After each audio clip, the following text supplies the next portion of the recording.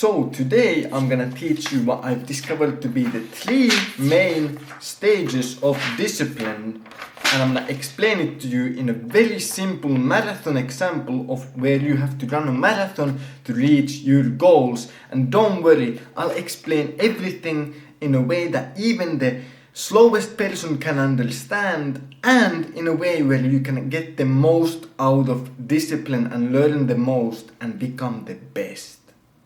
So firstly, we got the stage 1, which is the initial hurdle. And what I mean with the initial hurdle is that if we look at you going to run a marathon or some sort of race to reach your goal, it is the first step. It is signing up to the marathon. It is taking the first few steps at the start line, and so on. So usually the start is absolutely the hardest part, because if you, for example, imagine a stairwell, now which stair is the hardest? Well, it's the first one, because the first stair, even though it is equal in height to every other step along the way, it is the one where you choose the stairs over the elevator. You choose the discomfort over comfort, and so on. And so what are the main things that you can do to get that discipline kick-started? Take the first step and beat the initial hurdle. Well, it is to make the first step as small as possible. So let's say, you're gonna go run the marathon. Instead of saying, I'm gonna go run the marathon, just make the first step super small, like I'm gonna put on my running shoes. And then you put on your running shoes, and all of a sudden, because you did the first step, the second step comes naturally, almost automatically. You're like, oh, well, I put on the running shoes, I might as well go running now. And so by making the first step super small, that is how you can get yourself started. Because most people fail at the very first part, which is starting actually to do the work. And this works with everything. For example, for me, recording a video, the first step could be, I'm gonna take the camera out and I'm gonna open up the script and I'm gonna do all the things that I would normally do. Very small things that takes me maybe 2 minutes to get out the camera and open up the script that I've previously written. And then after that, I'm allowed to do whatever I want. I'm allowed to, go procrastinate or whatever. But because I did the very first step, now all of a sudden, boom, I'm in the mood to keep going. I'm like, oh, you know what? I already got the camera out. I got the script right there. You know what? I'm gonna just record the video. And so you can use this with everything, not just an actual marathon. It's just a, example that you could use, and a way to present what your goal and what the journey is going to be. And the one tip that I'll give you that makes sure that you will take the first step, and which makes it literally impossible for you not to want to take it, is just to have a goal worth suffering for. That is truly the most important thing. Because it doesn't matter what you do, you're never going to find yourself being motivated and staying disciplined, moving sand from pile A to pile B, and then back from pile B to pile A. And so you truly have to have a goal worth suffering for. So if you think about the marathon, for example, if at the finish line there is a chocolate bar, are you actually gonna go run the marathon? And even if you're disciplined enough to start, the moment it gets hard and difficult, you're gonna quit. But if at the finish line, the goal, it is $1 million guaranteed, all of a sudden the prize, it is a goal worth suffering for. And you will be motivated to start the race. You will take the first step.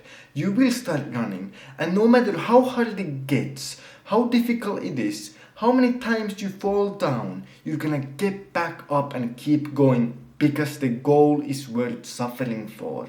And so you should always have a goal worth suffering for, and you will find a way to stay disciplined.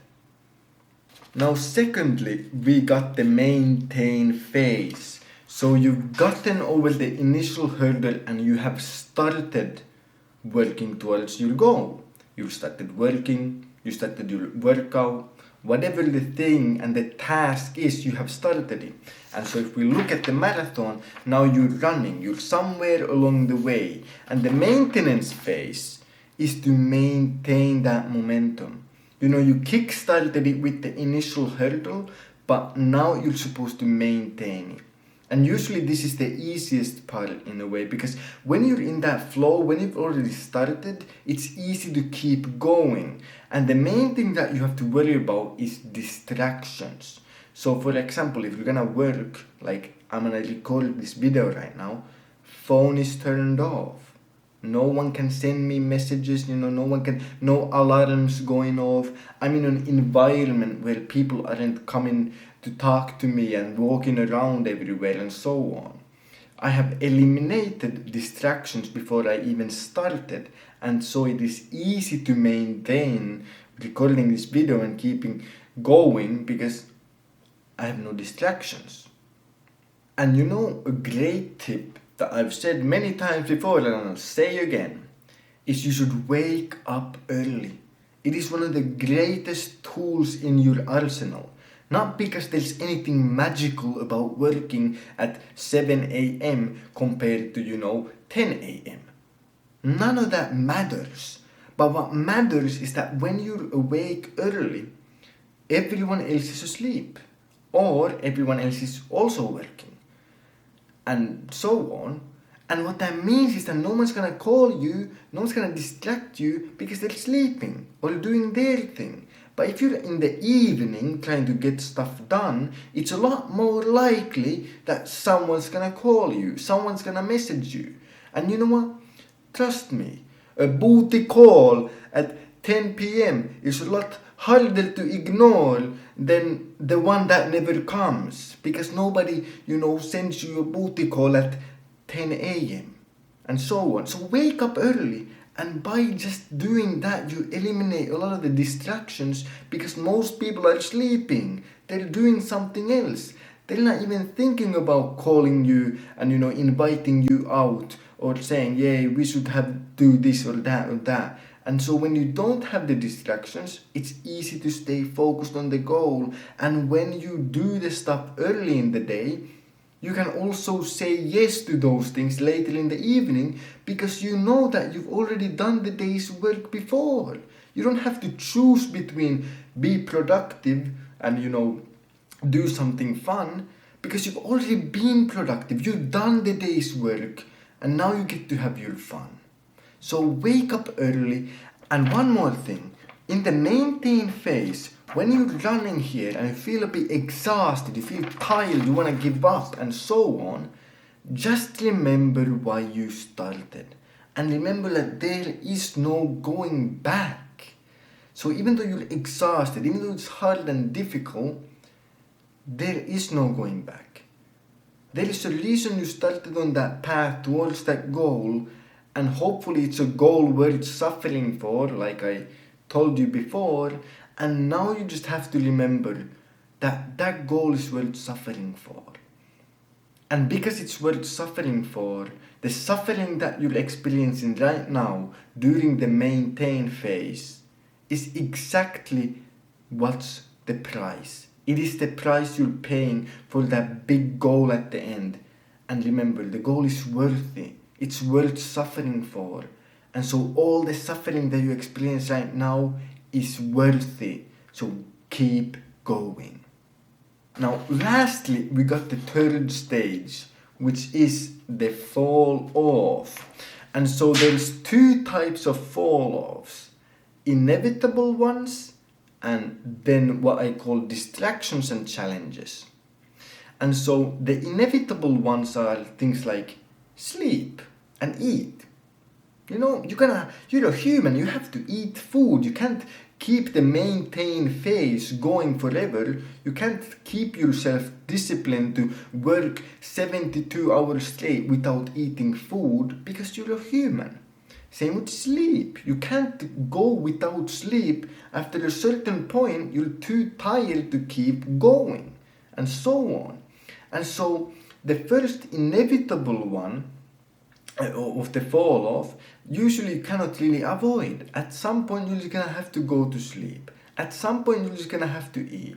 And that is gonna distract you in a way and make you go off the maintain phase and make you, go off working and being productive and doing something else.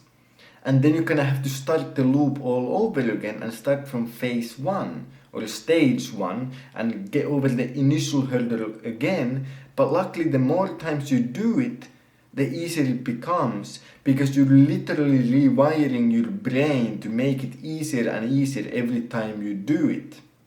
And the second type of fall off are the distractions and challenges. And the distractions and challenges are things like, somebody calls you because you didn't turn your phone off, and it distracts you and it gets you off the flow state, it gets you off of your work, off of your gym session, whatever it might be once again.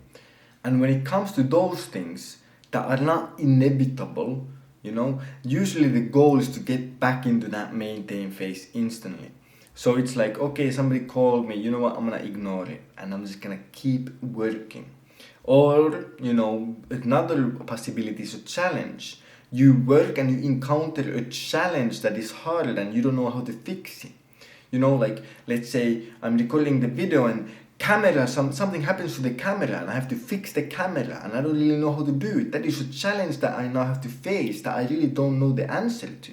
And so it gets me off of that, working, because I'm like, well, I can't really record the video without the camera.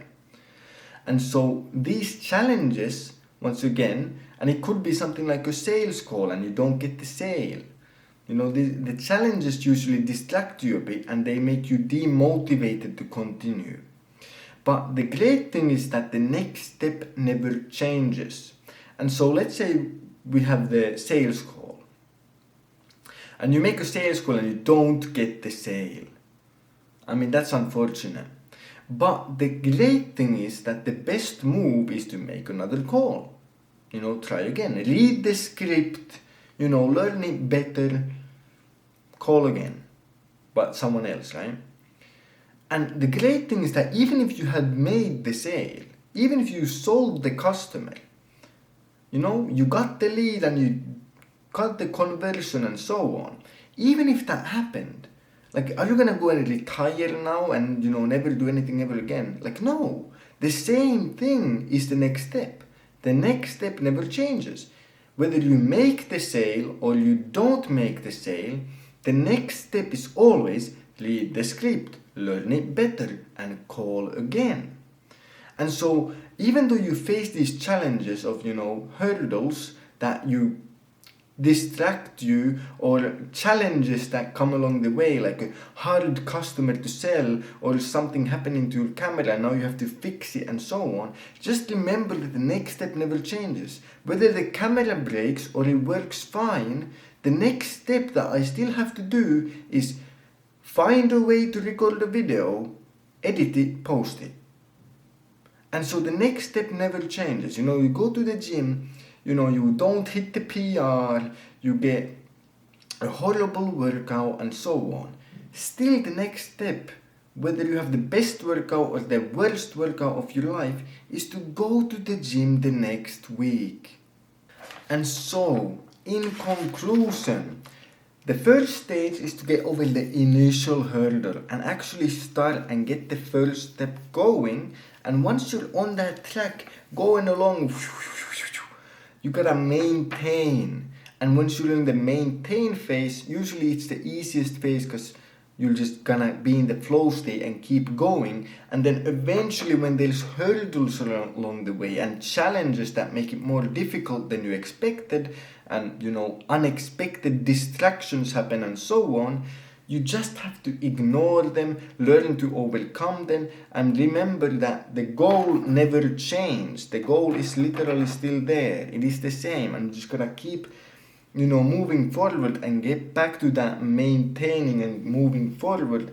And then eventually If you stay disciplined, you can run the marathon, you can get to your goal, and boom, you get everything that you ever wanted, and so on.